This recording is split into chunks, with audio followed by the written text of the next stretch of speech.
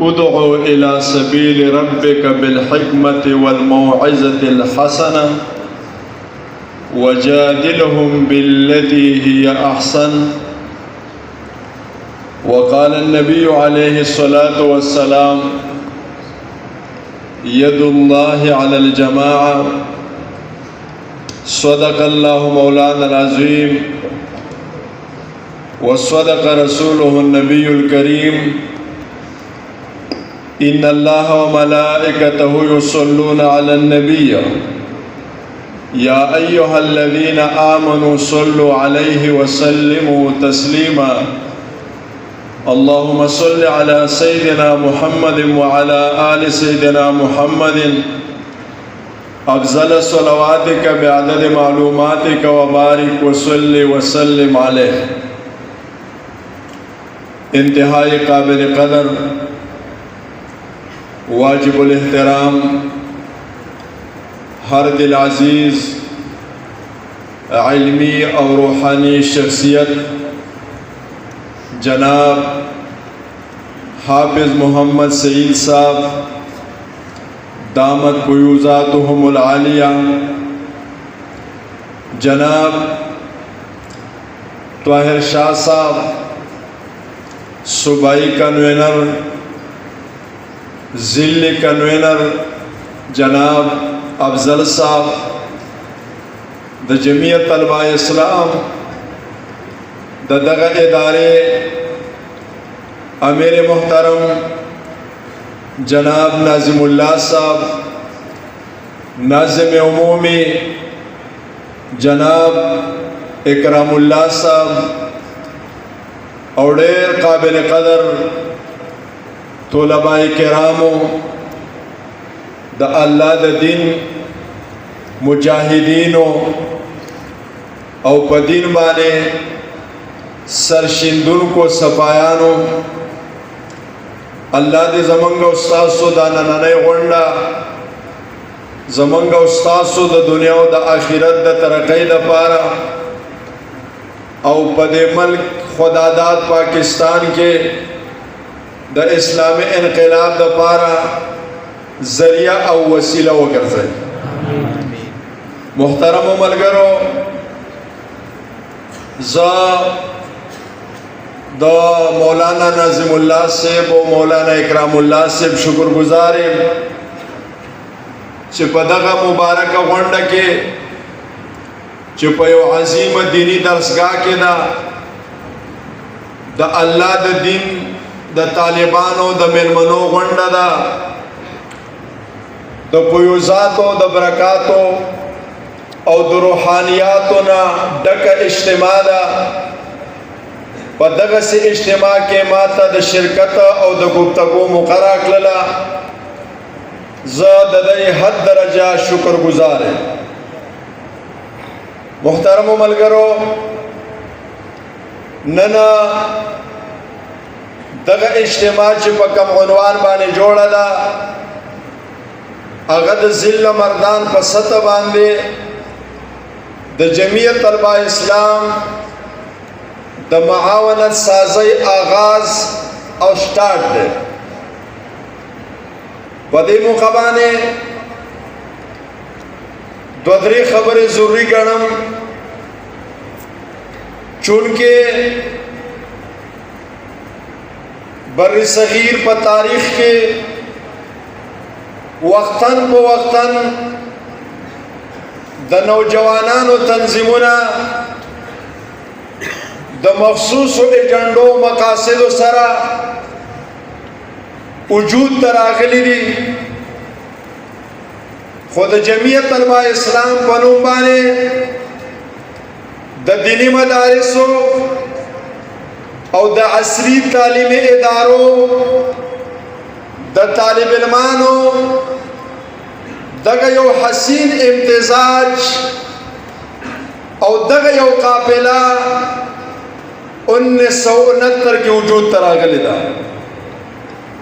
جمعیت طلبه اسلام 55 کاله خپل تنظیمی دعوتی او تبلیغی سفر جاری وساتو او انشاءاللہ دا سفر با دا هدف او دا منزل دا حاصلولو پوری جاری وی انشاءاللہ پتہ 55 کالا کے جمعیت طلبہ اسلام چه پدی ملک دا حق او دا باطل پا مختلف مبارزوں مارکو کے کم قربانین ورکڑی دی کم شہادتون ورکڑی دی کاغا پا 74 کی تحریک دا ختم نبوتو کاغا پا 77 کی تحریک دا نظام مصطفیٰ او کداغین آباد تحریک دا بحالی دا جمہوریتو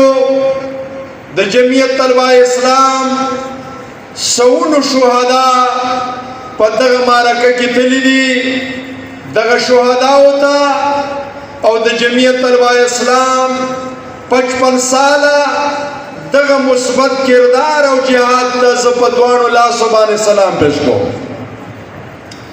زمان محترم ملگرو پدی مقامانے زبخبلا خبرہ پدریو چیزونو کی را بندکم اول دا چه دا جمعیت طلبہ اسلام دا تشکیل اساسی و بنیادی اغراض سے دی عوامل و محرکات سے دی نمبر 2 دا جمعیت طلبہ اسلام بنیادی و اساسی اصول سے دی چه پاغیبان منگا دا وقت نوجوان کنٹرول اولے شو او نمبر 3 دا حالات حاضروں پا تناظر کے دا جمعیت طلبہ اسلام پا دا سب کے شامل دل او دا غیب پار میں رکنیت ڈکول او پا دا قابلہ کی سفر شروع کول دا سمر ضروری دی او پا دا قابلہ کی جتا شاملے گے ستا پا سر با سمر ذمہ دارین رازی دا 2-3 سالور خبرے دا دے وقت مطابق ضروری گرنما چه پا 10 منٹا کے پدے بانے اجمالی طور بانے زلگ شان تبصرہ او بحث کم سو پورے ملگرو چه دا جمعیت طلبہ اسلام دا تشکیل دا عوامل و دا محرکات و خبر دا 2-3 سالور عوامل دا غیب پا نتیجہ کی جمعیت طلبہ اسلام تا وجود ملاو شوئے دے اولا نہیں خبر زمان محترم و ملگرو دا دنیا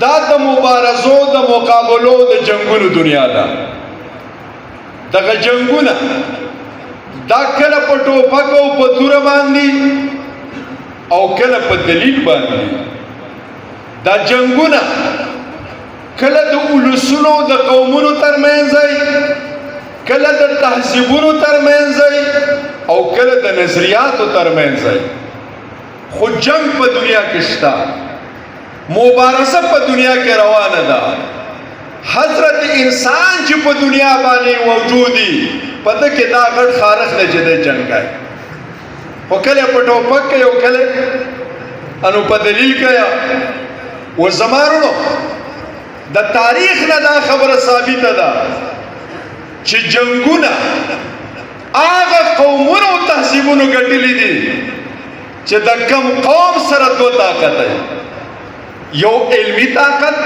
د علم طاقت او دویم د نوجوان طاقت د چا سره چې نوجوانان موږ په مادي اسبابو خبره کوو د الله نصرت په خپل ځای د الله مدد په خپل ځای الله چې د غیبی نظام نه کوم لخر را لګي د اهل حق د مدد لپاره غپ خپل ځای خو مونږ خو دا جنگ ټول غیبی نظام ته نه حواله کوو او یوازې به د الله نصرت تم نه حواله کوو مونږ په خپل په دغه دارالاسباب کې د اسبابو په استعمالولو مکلف یو نو دنیا همیش لپاره دو طاقتونه داسې دي چې د هغې په ذریعه انقلاب هم راځي جنگ هم ګټلی کېږي او مقابل ته شکست هم ورکولی کېږي اولنی طاقت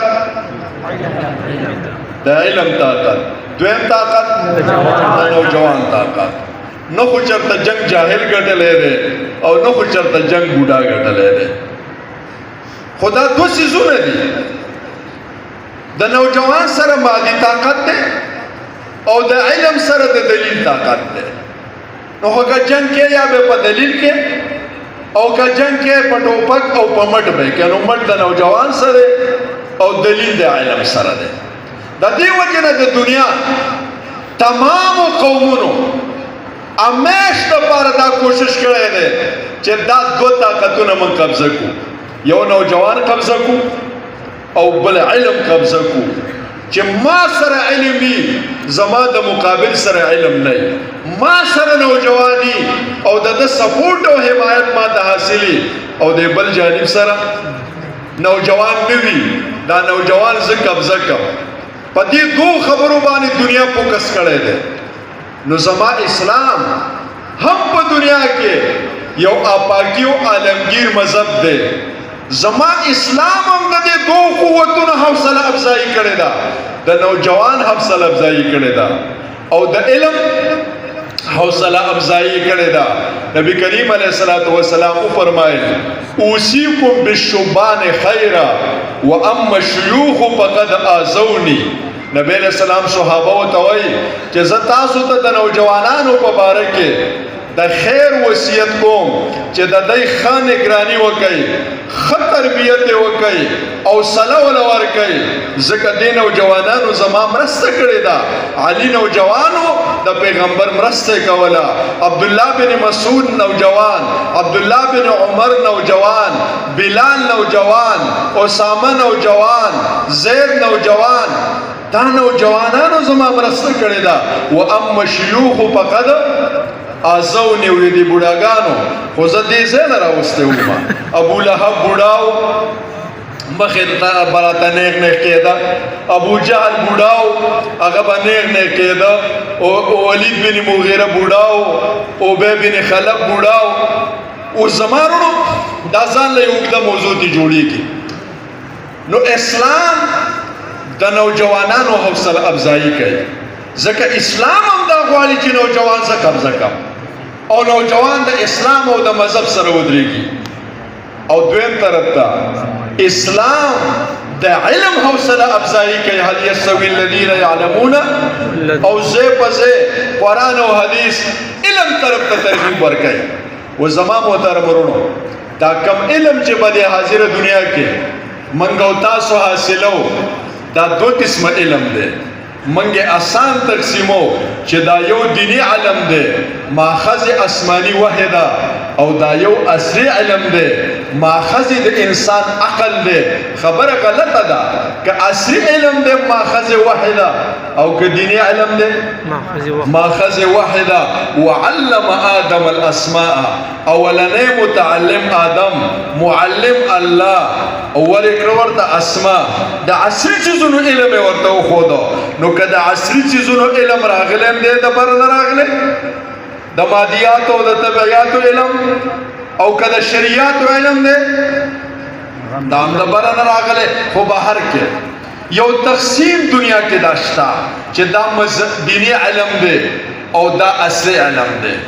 د نبی علیه الصلاۃ والسلام نه وروسته په دې امت کې چې کومه تعلیمي سلسله چلېدلې ده طرز او کیفیت یې دا چې په یوه اداره کې په یو بلډینګ کې دینی علم او عصري علم دواړه زده شوي دي. او د دغې ادارې نه چې کوم طالب علم فارغ شوی دی نو هغه د دنیا په علومو باندې هم ماهر او په هغې کې پوهه لرله او په دیني علومو کې هم هغه یو لوی محقق و. مثال په طور باندې که تاسو وګورئ په دې امت کې چې کومې عظیمې ادارې تېرې شوي دي دا جامعه نظامیه په بغداد کې نظام الملک توسی جوړه کړې وه، قرطبه په اندلس کې، جامع السر په مصر کې، عروس الفلک په غزنی کې محمود غزنوي چې جوړ کړی و، جامعه سعیدیه او دارنګې نور بلا مدرسه جامعت به دوانو علمونو باندې مالا مالو. امام رازی چا پیدا کو؟ دغه مدرسو پیدا کو. نو امام رازی رحمه الله یو طرف تا عظیم پلاسپر دے، عظیم پلاسپر دے د فلسفے په میدان کې، د سائنس په میدان کې، د حکمت په میدان کې، د وخت د حکماو سره، د وخت د ملحدینو سره چې کومه مبارزه کړې ده تاسو ته معلومه ده. او بل طرف ته په شرعیاتو کې یو عظیم امام دی. امام رازی دغه مدرسو پیدا کړ. امام غزالی یو طرف ته عظیم محقق دی او بل طرف ته عظیم فلاسفر دی. کتابونه ولیکل، مقاصد الفلاسفه، تحافت الفلاسفه، یاقوت التاویل، احیاء علوم الدین. په دوانو سیدونو باندې امام غزالی کار کړی دی. داغې نه وروسته ابن حیثم المصری د جامع اثر نه فارغ شو او د ریاضي او د فلکیاتو ماهر دی. په دې روش رڼا باندې چې رڼا څه شی دی، په دې باندې اول کتاب ابن حیثم المصری ولیکه، کتاب المناظر. بیا ابن نفیس الدمشقی د دمشق اوسیدونکی دی، هغه باقاعده په امراض قلب باندې کتاب ولیکه، د سترګو په امراضو باندې کتاب ولیکه. ابن رشد په طبابت کې لومړنی کتاب لیکلی دی، الکلیات فی الطب. ابو ریحان البیرونی دا د دغه مدارسو فارغ دی، د تاریخ ماهر دی، د جغرافیې ماهر دی. کتابونه لیکلي دي، الاثار الباقیه، دارنګه آثار الهند. دا کتابونه په جغرافیه او په تاریخ باندې ابو ریحان البیرونی لیکلي دي. جابر بن یحیی البرمکی هغه 22 کتابونه په کیمستري باندې لیکلي دي. ابو القاسم الزهراوی د دغه مدارسو فارغ دی. اولنې کتاب په سرجری باندې هغه لیکلی دی چې دا سرمن به څنګه وسي، لکه اوس دا ډاکټران چې اپریشن یې کوي سرمن وسي، دا د دغه کتاب نه اخذ کوي. که طبیبان اخذ کوي زما د مدارسو د علماو نه اخذ کوي، نو په هغې زمانه کې دیني علم او عصري علم دا به په یوه اداره کې زده کېده. بیا چې کله په دغه 19مه صدۍ کې بلکې 15مه کې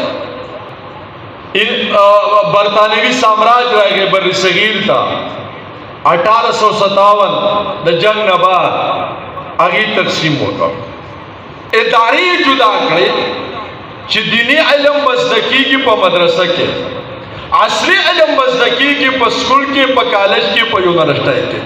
دا تقسیم یې وکړو. بیا یې دا تقسیم وکړو چې د مدرسې نه چې کم څوک فارغېږي دا په مذهبي قیادت کوي، د خلکو مذهبي رهنمایي به کوي، او د کالج او د یونیورسټۍ نه چې څوک فارغېږي هغه به د انسانانو سیاسي قیادت کوي. نو سیاسي قیادت به د کالج والا سره، مذهبي قیادت نو جماعت به د مولا سره، او ملک به د چا سره؟ دا به د کالج والا سره او دا به د یونیورسټۍ والا سره. و زما محترمو ملګرو، د دې عمل په نتیجه کې چې کوم تقسیم دی وکړو، یو څو نقصانات مخې ته راغله. یو نقصان خدا راغی چې د امت مسلمه تعلیمي ادارو کامل شخصیات پیدا نه کړه. زما مدرسه خو مولا فارغی، خو ډاکټر او انجینیر نشي فارغولی. نو دی خو د مذهب په میدان کې ماهر وي، خو که دی د سیاست میدان ته وباسي او د نوي تقاضو سره چلیدل وي، دی هلته کې حاصل هلاک. هلته چې کالج کم سړی پیدا کړ، هغه بېشکه انجینیر دی، هغه بېشکه ډاکټر دی، خو که د دین میدان دی راولي نو حاصل هلاک. نو هغه دلته ناقص دی، هلته ناقص دی. نو کامل خلق تعلیمی ادارو د دې امت پیدا نه کړي. ځکه چې زمونږ اوس کالجونه هم کار کوي او زمونږ دینی مدرسې هم کار کوي، خو امام غزالی غوندې سړی پیدا کړ، امام رازی غوندې سړی پیدا کړ، ابن حیثم غوندې سړی پیدا کړ. نو یو نقصان دا وشو. دویم نقصان ملګرو دا وشو چې هغوی د عصري تعلیمي ادارو دپاره نصاب تعلیم او نظام تعلیم خپل جوړ کړو. لارډ میکالا د هغې وخت د برطانیې ایجوکیشن منسټر و او هغه دا خبره برملا وکړه چې موږ یو داسې نصاب او نظام تعلیم به جوړو، تعلیم متعارف کو چې د هغې په نتیجه کې چې کم خلک پیدا کیږي هغه د محمد رسول الله مقلدین نه جوړیږي، هغه به د یورپ او د مغرب مقلدین. او دریم نقصان یې دا وکړ چې دغه کم د سکولونو د کالجونو علم دی د هغې حوصله افزایي وکړه او د مدرسې چې کم علم دی د هغې حوصله شکني وکړله. حوصله افزایي څنګه وکړه؟ بهي نوکري به په وابډا کې چاته میلاویږي چې 12 14 14 کړی، سکول کې به ملازمت چاته میلاویږي چې 10 او 12 او 14 کړی. دارنګه چې کم دی په نورو ډپارټمنټ کې او په نورو محکمو کې اهلیت یې څه وګرځاو، کالج او یونیورسټي وګرځوله. په پاکستان کې د یوې نوکرۍ او د ملازمت لپاره دا نشته دی چې دا نوکري به هغه چاته میلاویږي چې د شیرګل د مدرسې نه پارېږي یا د اکوړي د مدرسې نه پارېږي. نو چې کله د مل نوکرۍ نه منصبونه عهدې دا دغې خلکو ته به میلاویږي او د مدرسې خلکو ته به نه میلاویږي، نو بیا به خلک بچي کالج ته لیږي که مدرسې ته به لیږي، نو بیا به کالج ته لیږي. نو په دې بنیاد باندې د خلکو رجحان پیدا شه کالجونو ته، هغه وخت کې رجحان پیدا شه سکولونو ته او مدرسو نه د خلکو نفرت پیدا شه چې دا خو هغه خلک پیدا کوي چې دا په معاشره باندې بوج دي، دته خو نه ملازمت میلاویږي، نه ورته منصب میلاویږي، نه ورته سرکاري عهده میلاویږي، نو ولې بچی خرابوم د ده مستقبل تباه کوم چې دی مدرسې ته لیږم. نو دا یې بل نقصان وکړو. څلورم نقصان دا وشو چې مدرسه او کالج جدا شو، نو د دې دواړو ترمنځ یو تفریقه او نفرت پیدا کړ. د کالجي په ذهن کې دا واچوله چې دا د مدرسې طالب یو عبث او فضول کار کې لګی دی او دا هیڅ قسمه د معاشرې دپاره خدمتګار جوړېدلی نه شي. هغه ته یې ذهن دا ورکړ، تاله ذهن دا درکړ چې دا په کالج کې چې کم سبق وای دا خو سور انګریز دی، د کافر بچی دی او د داړو د سره مسلمان دی نه. اوس دا نفرت پیدا شي د مدرسې د طالب او د کالج د سټوډنټ او د دې نفرت نتیجه دا ده چې د مسلمانانو سره کم علمي قوت یا په شکل د دینی علم یا په شکل د عصري علم دا علم په دوه طبقو کې تقسیم شو، دواړه طبقې په جنګ شوې. نو د امت مسلمه سره چې د نوجوان طاقت او د امت مسلمه سره چې د علم طاقت دا بل واسطه یا بلا واسطه هغې په خپله قبضه کې واخیست. دا نقصانات شو د دې تقسیم دا. نو جمعیت طلبه اسلام په تشکیل کې یو عامل چې کار فرما دی هغه دغه چې موږ د کالجونو او د دینی مدارسو یو مخلوطه قافله جوړه کړو چې دا نفرت ختم شي، دا تفریقه ختم شي او ورسره دا د کالج ملګری د مدرسې ته رانږدې کړو چې دې زمانه بېدینۍ او الحاد ته لا شي او دا د مدرسې طالب علم دا کالج ته نږدې کړو وردن نه شي چې کالج او د کالج سټوډنټان هغه د ده نه متاثره شي، دغه د یو بل سره میل میلاپ، یو بل سره کېناستل او پاڅېدل، دا به هغه انتشار ختموي کوم انتشار چې د یو لوی سازش تحت برطانوي سامراج د امت مسلمه په ایجوکیټر نوجوانانو کې پیدا کړی. د جمعیت طلبه اسلام د دې کار لپاره تشکیل شو. دا کار به کوئ انشاءالله، تفریق به ختموئ انشاءالله، نفرتونه به پیدا کوئ. نفرتونه نه، ورشئ د کالجونو ته، ورشئ د سکولونو ته، ورشئ د پبلک ادارو ته، سرکاري ادارو ته، د دې ملګرو سره جوړ پیدا کوي، محبت پیدا کوي، پیار او مینه پیدا کوي، ځان ته رانږدې کوي، ځان ورته نږدې کا، د هغه د دماغونه شیطاني تخیلات او نظریات وباسه او د هغه دماغ په اسلامي تصورات او خیالاتو باندې مزین او ښایسته کا. دا کار به کوو که نه به کوو؟ یو خبره خو چې دا شوله دویمه خبره چې دا وه د جمعیت طلبه اسلام په تشکیل کې چې زمونږه د دغې تعلیم یافته نوجوانانو دپاره د دوی د خرابولو دپاره او دوی د اصل مقاصدو نه د شاته کولو دپاره یو دوه فتنې راوچتې شولې. یوه فتنه په ورله په کالجونو باندې، بله فتنه ورله مدارسو باندې. کالجونو باندې فتنه د الحاد، د لادینیت، د انکار خدا، د اثر د ماده، د خدای د بے اثر کولو، دا یو عظیم فتنه په کالجونو په یونیورسټیانو باندې ورله. نو چې کوم هلکان د دغه فتنې شکار شي، دی به د سامراج خلاف ودرېږي، دی به د اسلام خدمت دی خو په خپله باندې اسلام ته خیر آباد ووه. نو هلته دا فتنه برپا کړله. زمونږ په مدارسو کې د طلباو ترمنځ اختلافات، فرقواریت، په وړو وړو خبرو باندې د یو بل تذلیل او تکفیر او د یو بل تدلیل دا شی را پیدا کړ. اوس چې کله په مدرسه کې طالبان دا په دغې خبرو باندې اړم دي، دی به د سامراج مخه ونیسي. ته چې دلته په مدرسه کې ناست یې، د حیات او د ممات مسلې چیړې، د رفع الیدین او د ترک رفع الیدین مسلې چیړې، د امین بالجهر او د امین بالسر مسلې چیړې، د قرات خلف الامام او د ترک د قرات خلف الامام مسلې چیړې، او د دې د پر جید دلایل ګورم او شپه ورځ په دې کې زه مصروف یم. نو ته به په دغه کارونو کې مصروف یې، په مدرسه کې به دغه سندرې وې او سامراج به راشي خپله ایجنډه به دلته مسلط کړي. نو تا بالواسطه د سامراج مرسته وکړه که ودې نه کړه؟ هغه خو دا مسلې د دې دپاره راایستلې دي چې طالب دلته مصروف شي. نن د امت مسلمه سترګې چاته دي؟ خو تا ته دي. نن په دنیا کې که ازادي او حریت دی، په چا کې دی؟ په تا کې دی.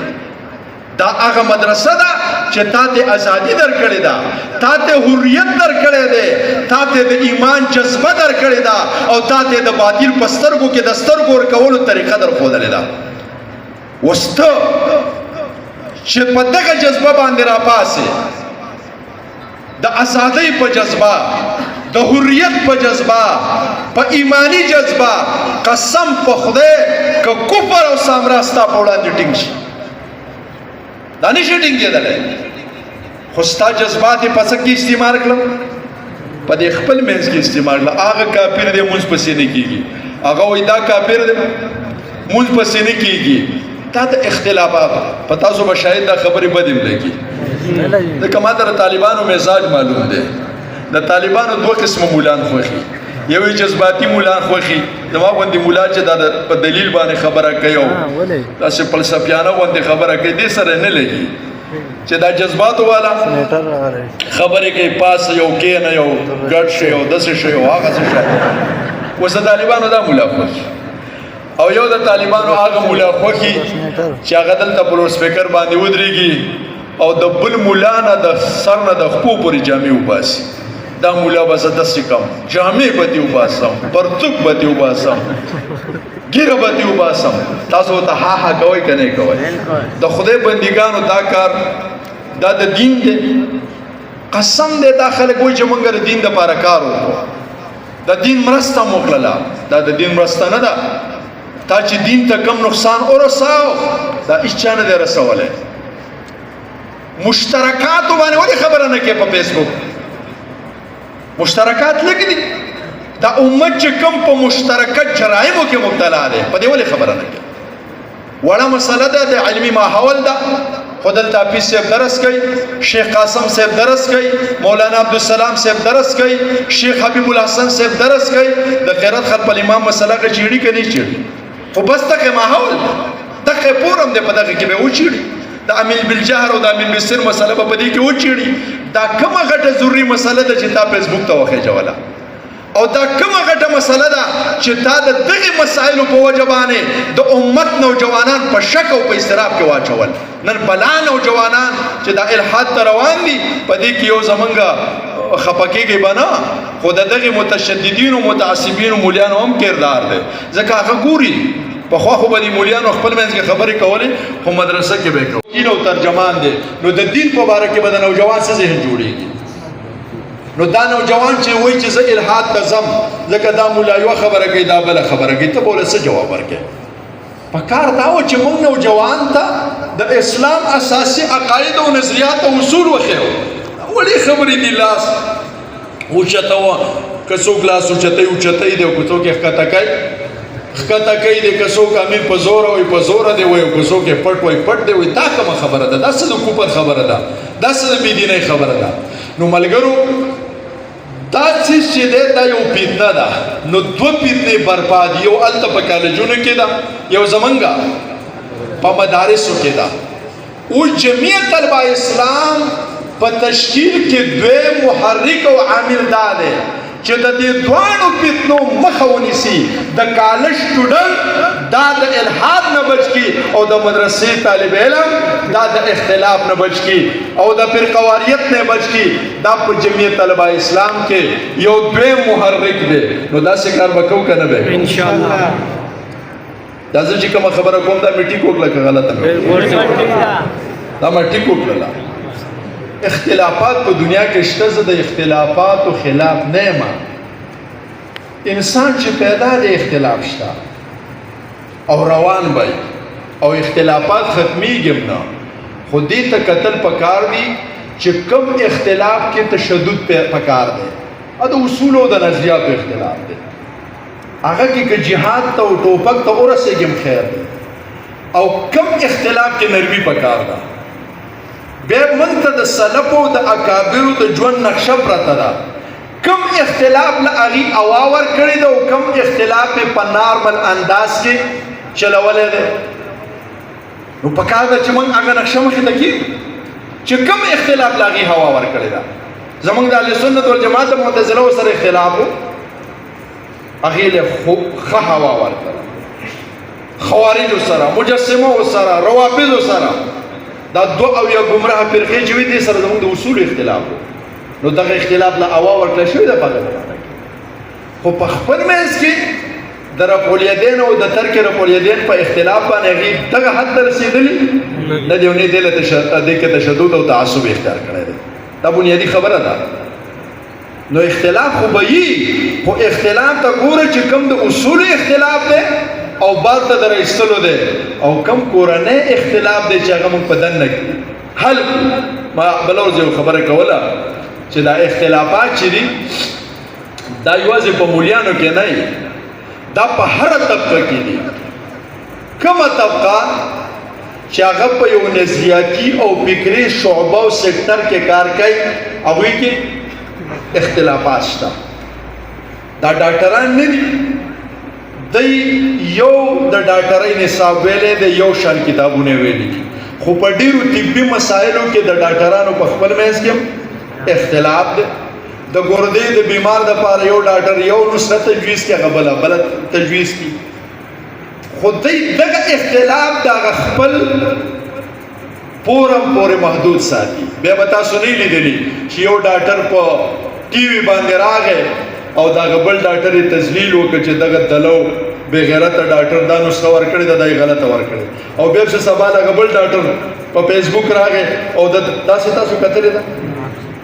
د دې ججانو په منځ کې یو د قانون کتاب یې ویلی دی خو اختلاف پکې شته که نشته یو کیسي 15 کسانو بینچ ولا سپریم کورټ مقرر کړي 3 کسان یو طرف ته فیصله وکړي 2 کسان یو د عین کتاب یې ویلی دی خو اختلاف دی د وکیلانو اختلاف دی خو په هغه ځای پورې محدود دی بیا چېرته تاسو وکتل چې دغه ججان راغلي دي او ټي وي ته ختلي دي او د یو بل ته کنځلې کړي دي د یو بل ته وایي دا خارق صرف په مولانو کې ده بس چې اختلاف وړوکی وای خو چې فیسبوک ته مې نه خجولی نو زړه مې نه ساتي دا خبرې د سوچ وړ دي دا سنجیده خبرې دي په دې باندې سوچ پکار دی نو د جمعیت طلبه اسلام دویم مقصد دا و چې نوجوان د دغې فتنو نه بچ کړي که هغه په هغه ادارو کې دی او که هغه په دې ادارو کې دی اوس زما ملګرو دا خو د عواملو خبره شوله یو دریم شی به درته بل هم ووایم جمعیت طلبه اسلام دا تربیتګاه ده دا غټ غټ خلک نه دي دا د دې مدرسې نه وځي مولانا پندرما صاحب د کوم ځای نه وتلی د جمعیت طلبه اسلام نه دا نور غټ غټ مولیان د جمعیت علما چې څوک سنیټران دي څوک وزیران دي څوک گورنران دي دا د کوم ځای نه وتلي دي دا د جمعیت طلبه نه دا د تربیت ځای دی دلته چې تربیت وشو دغه سړی نظریاتي دی چې دلته تربیت نه شوی او د بره له جمعیت ته راغی لکه اوس دا غټ غټ خانان چې چا ته راځي مردان کې خان جمعیت علما ته راغی چارسده کې خان نو هلته زموږ سره د تربیت دپاره ټیم نه وي ځکه دغه نه خو د جمعیت طلبه هغه دغه تیر شوی دی اوس خو په هغه موږ سیاست کوو نو هغه موږ ټک د واره مصروفه کړو په سیاست کې چاله ټیکټ واله او ودرېږه نو هغه په سیاست کې څه شو مصروفه شو نو هغه سنیټري پیژني پارلیمنټ پیژني اسمبلی پیژني سینټ پیژني بیل به څنګه پاس کې څنګه به نه پاس کې دا شی پیژني خو جمعیت علما کله شروع شو د جمعیت علما نسب العین څه دی جمعیت علما د څه دپاره جدوجهد کوي د دې نه دا لالا نه خبره نو چې نه خبر نو په درېیمه ورځ چې خبرې وکړو هغه وایي بېرته تللی دی نن راشي په درېیمه ورځ بیا بېرته تللی ټیکټ ورته میلاو نه شي اوس دی په جمعیت طلبه کې نه دی پاتې شوی جمعیت طلبه کې چې څوک هم پاتې شوی دی هغه جمعیت علما نه بیا نه دی تللی که هغه ته کرسۍ میلاویږي او که نه میلاویږي که هغه ته منصب میلاویږي او که نه میلاویږي که هغه ته عهده میلاویږي او که نه میلاویږي د جمعیت طلبه اسلام د تربیت برکت دی چې دی د مرګه پورې د جمعیت علما اسلام سره د عهد وفا اعلان کوي نو دریم شی د تربیت دپاره مرکز کولاولو نو جمعیت طلبه اسلام د تربیت دپاره یو مدرسه جوړه کړه اوس ملګرو دا خو عوامل شولو و جمعیت طلبه جوړه شوله او زمونږ د محنت میدان نوجوان دی نوجوان به څرنګه ځان سره رانیسو نو موږ درې اصول مخې ته کېښودل څو اصول درې اصول نور د جمعیت طلبه خبرې ډېرې دي خو غټې خبرې درې دي خدا پرست انسان دوستی اور معاشي اوس دا درې اصول موږ ولې کېښودل ځکه زموږ د ژوند غټې شعبې درې دي یو شعبه عبادات دویمه شعبه معیشت دریمه شعبه معاشرت نو خدا پرستی زما عبادت دی معاشی مساوات دا زما معیشت دی انسان دوستی دا زما معاشرت دی اوس دا درې خبرې چې موږ کېښودلې دا ولیږدو ځکه زموږ نوجوان اکثر بېلارې شوی په دې دریو میدانونو کې دی یا خو دی مې بېلاره کېږي په میدان د عباداتو کې نو کله د خدای نه انکار وکړي کله د پیغمبر نه انکار وکړي کله د ختم نبوت نه انکار وکړي او کله د دین د یو بل اساسي عقیدې نه انکار وکړي نو دی چې ګمراه کېږي نو په کوم ځای کې ګمراه کېږي په میدان د عباداتو کې او یادا بېلارې کېږي په میدان د معیشت کې دی ته یو ناهمواره معیشت ښکار شي چې کم په استحصال باندې بنا دی کم په کرپشن باندې بنا دی کم په غلا باندې بنا دی د ده واسطه د دغسې معیشت سره راشي نو دی بېلارې شي د ده نه ډاکو جوړ شي د ده نه غل جوړ شي د ده نه پراډي جوړ شي او د ده نه لوی خطرناک دغه جوړ شي دا ظالم انسان جوړ شي نو دویم چې نوجوان خرابېږي په کوم میدان کې خرابېږي په میدان د معیشت کې او دریم چې زموږ نوجوان خرابېږي نو هغه خرابېږي په میدان د معاشرت کې دی د معاشرتي بې اعتدالۍ شکار شي دی د پلار حق ونه پیژني او د مور حق ونه پیژني او د مشر حق ونه پیژني او د خپل او پردی حق ونه پیژني نو د ده ذهن دا جوړ شي چې بس د خېټې له څه کول دي په پلار حمله وکړه په ګاونډي م حمله وکړه او په هر سړي حمله کوه خو د خېټې له څه پیدا کوه نو د ده نه استحصالي او ظالم جوړ شي د معاشرت په میدان کې دی د مشر حق نه پیژني، پردی حق نه پیژني. اوس دا درې څیزونه داسې دي چې په دې کې زموږ نوجوانان خطا کېږي. نو منګه په دې دریو میدانونو کې د خپل نوجوان اصلاح کوو. نو د عباداتو په بنیاد خدا اوس موږ کلیات ذکر کوو. دا درې خبرې کلیات دي، د دې د لاندې تفصیلات دي، جزئیات یې خو اوس نه کېږي. نو موږ ورته ورکو په عباداتو کې خدا پرستی چې هغه عبادت هغه معتبر دی چې کم په خدا پرستی بنا دی. موږ د معیشت په میدان کې ورکه دته معاشي مساوات چې د معیشت په میدان کې به د مساوات، د عدل، د انصاف، د زرینو اصولو پابند اوسېږو. دا به زما او ستا معیشت وي. په معاشرت کې ورته ورکړه انسان دوستي چې یو معاشرت خو هغه دی چې موږ د خلکو سره ژوند تېرو چې په خپله خېټم نظر دی، او بل معاشرت هغه دی چې په بلم نظر دی. نو اسلام دا وایي چې په معاشرت کې به ته د انسان خیرخوا یې، د خپلې خېټې دپاره به سوچو نه کې انسان دوستی. نو دا درې څیزونه خو اوس چې په دې باندې موږ دا نوجوان سره پوه یو، دا خو په دې کلیاتو نه پوهېږي چې معاشي مساوات څه شی دی. بعضې خلک دا خو سوشلیزم دی. نو د جمعیت طلبه تاسو خو سوشلیزم والا خو به نه وایي، هغه هم د معاشي مساوات خبره کوي، تاسو هم کوئ، څه فرق دی؟ هغه هم وایي معاشي ورته وایي. نو دا فرق دا به بې ثابتو په بله موقع، ځکه چې نن خو وخت ختم شي. انسان دوستي څه ته وایي؟ ته به د انسان سره څنګه وخت تېروې؟ په دې به هم ته نوجوان پوهې کوي چې په دې ته پوهې کې قسم دی نوجوان بل ځای ته نه ځي، تا له به راځي. او په خدا پرستۍ به هم پوهې کوي چې خدا پرستي څه ته وایي. وایي خدا پرستي دې ته وایي چې د دې محسوس نظام په شا باندې یو غیبي نظام دی، یو غیبي قوت دی، هغه دې نظام له حرکت ورکوي. نو ماده چې اثر کوي د دغه غیبي قوت په تاثیر باندې کوي. د ماده اثر ذاتی نه دی، عطایي دی. د دې په شا باندې محرک بل دی. دی خو وایي چې ماده محرکه ده، موږ ماده متحرکه ده. محرک د دې شاته بل طاقت دی، د هغه طاقت نوم څه دی؟ الله. اوس خبره دا ده چې دی وایي چې زه چې دا کم شی یینمه پکې یینمه دا تاویږي. بجلی ولا حرکت ورکو، بجلی تاو کو، د دې نه شاته بل خدای کم دی. دا ونه تاویږي، دا پاڼې خوځېږي، سیلی راله پاڼو له حرکت ورکو، خو سیلی ولا حرکت ورکو، ځکه چې پاڼه محسوسه ده او سیلی هم محسوسه ده. د دې نه اخوا بل طاقت زه نه منم.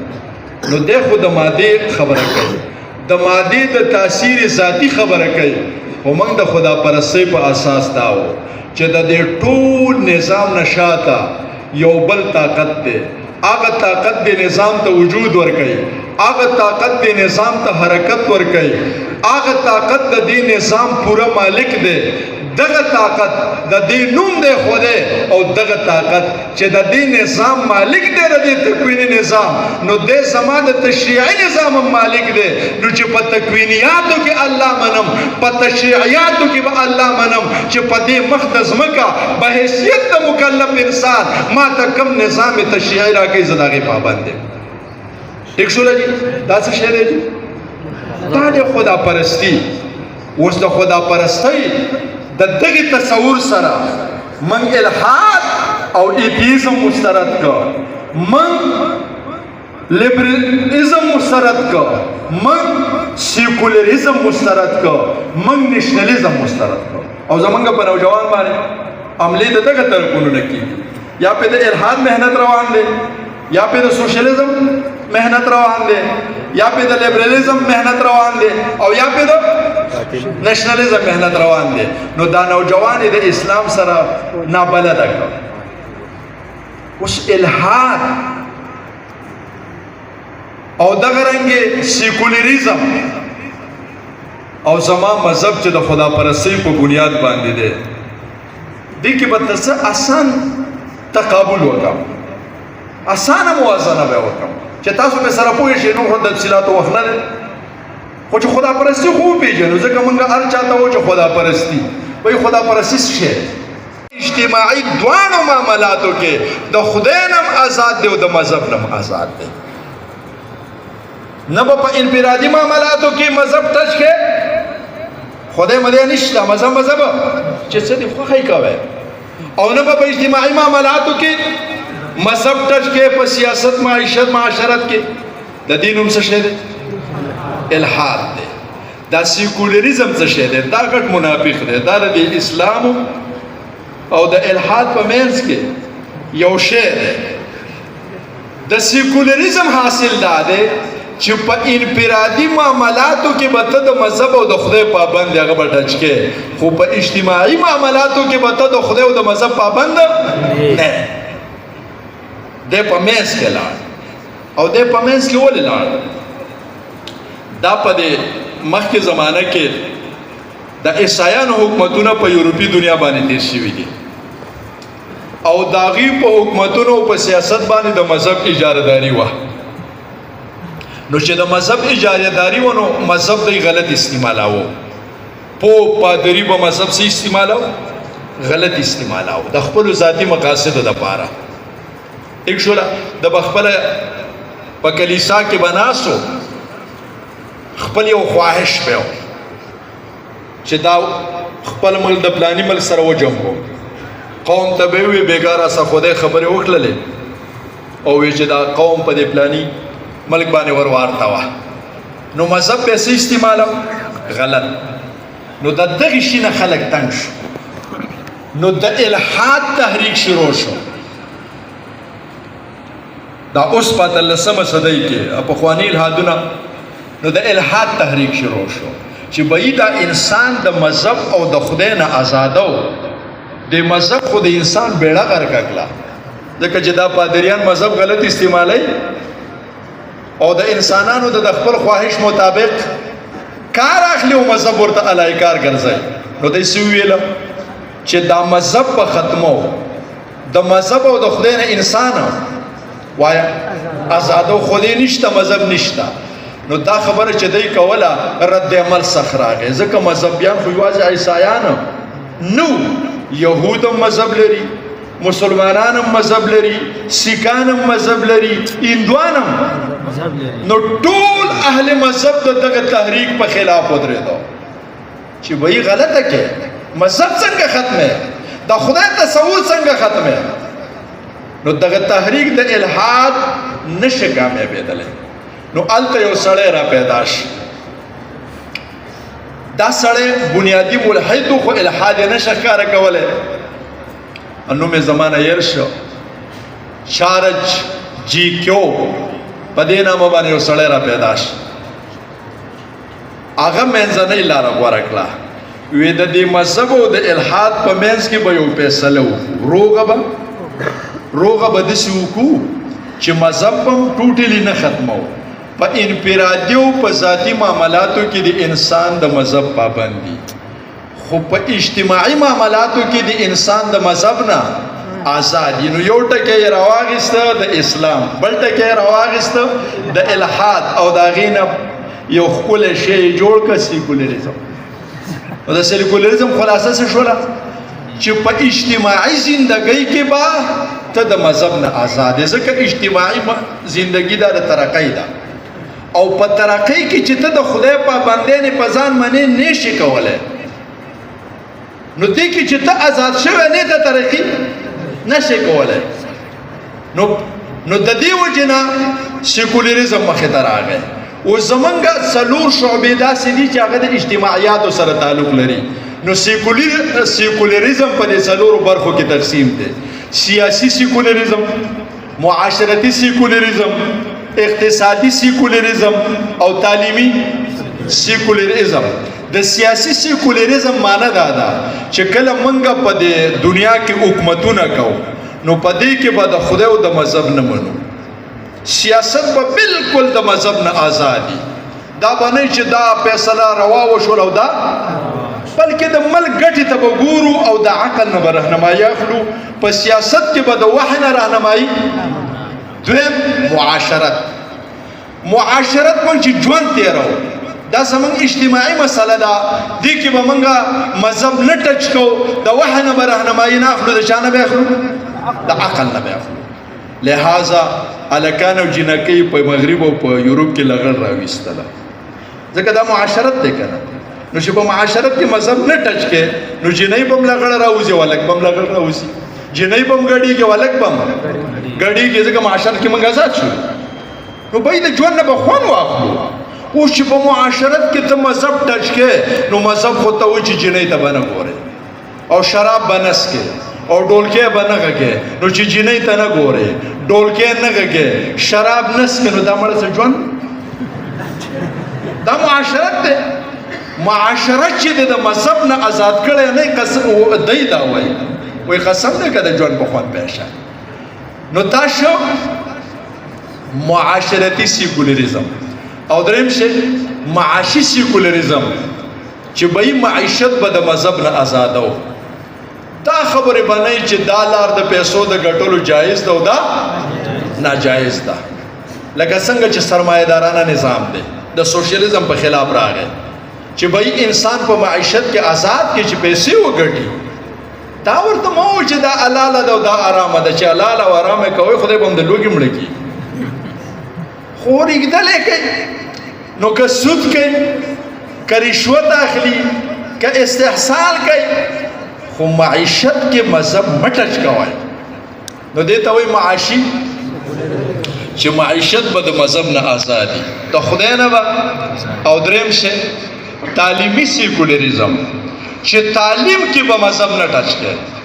د تعلیم ماخذ به عقل د عقل نه معلومات واخله دا نصاب نوجوان ته ورکا او په دغه اساس به هغه تعلیم حاصلوي.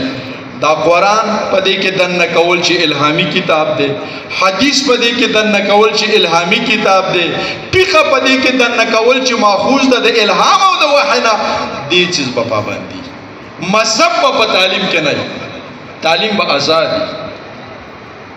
لکه دا اوس چې کوم تعلیم دی او د دې څلورو خبرو به بیا نتیجه ده راوځي چې خلک به الریډي د مغرب مقلدین جوړ شي او د مادي مقلدین به جوړ شي او بیا به رو چې خلکو په اجتماعیاتو کې مذهب پرېښوسته نو بیا به په انفرادیاتو کې مذهب پرېږدي چې هلکه په معیشت کې خدای نه منم په سیاست کې نه منم په اقتصاد کې نه منم نو دا د خپلې کورواله څه چې کوروالی کوم نو په دې کې لا خدای کله منم او دا ډوډۍ چې خورم په دې کې خدای بیا سله منم او په دې مانځه او روژه کې سله منم.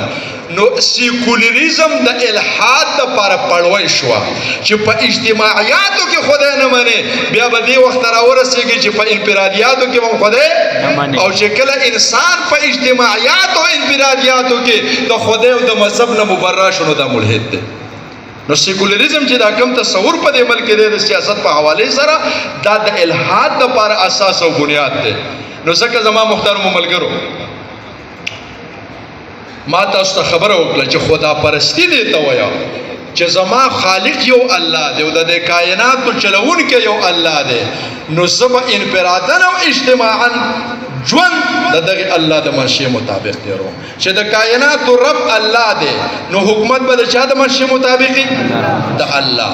نو کم خلک چې وایي چې حکومت او سیاست په اسلام کې نشته او دا خو له امیان څه کوي مغربیان څه کوي زما د ډېرو مولیانو نه ګیله ده درس ته به ناست وي چې سیاست په اسلام کې نشته موږ سیاسي مولیان نه یو هلکه چې سیاسي مولیان نه او سیاست د اسلام نه ویسته نو ستا او د سیکولر د فلسفې په منځ کې څه فرق راغی. دا خو د لینن او د کارل مارکس فلسفه وه چې سیاست به د اسلام نه جدا کړي.